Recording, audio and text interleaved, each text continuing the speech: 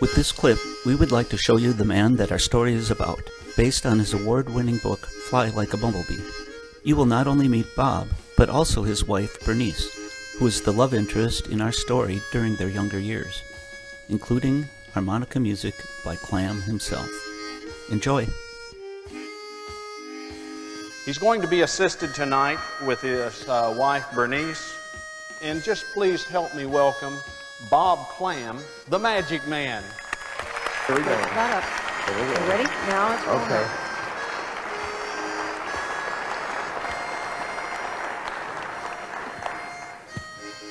Okay. Light cane is very helpful for getting you where you want to go when you're not there. But once you get there, it's kind of in the way, unless you're a magician, and then you just go abracadabra, hocus pocus, and that takes care of that.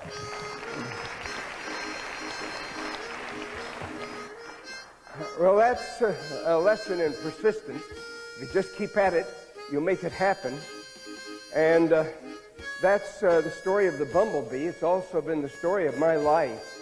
I would like to read a short section from Fly Like a Bumblebee. It's just a short 1.5 minute maybe passage from the book. It was a part of a letter to my father I wrote when I was, many years after he died. And I think you might enjoy hearing part of that. To Clarence W. Klamm. Address unknown. In care of God, somewhere in the universe. I write you this letter in fear that you will not read it. You were always so angry with me and so displeased. I felt left out, unacceptable, and misunderstood.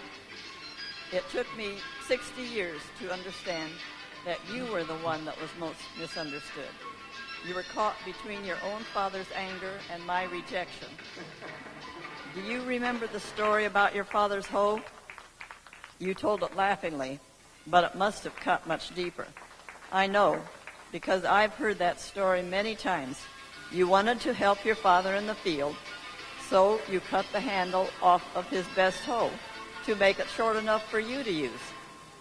Instead of being touched by your innocence and love, he punished you severely. In our time together, as I am sure in your time with him, we have dealt with a good many sawed-off hoes. But the one I remember most was when I was about 5. You hauled me onto the porch to beat the daylights out of me. Your turn. Or was it your father's? I asked what I had done, and you said, "You sit there and think about it." And I'm still sitting there in that little chair of mine.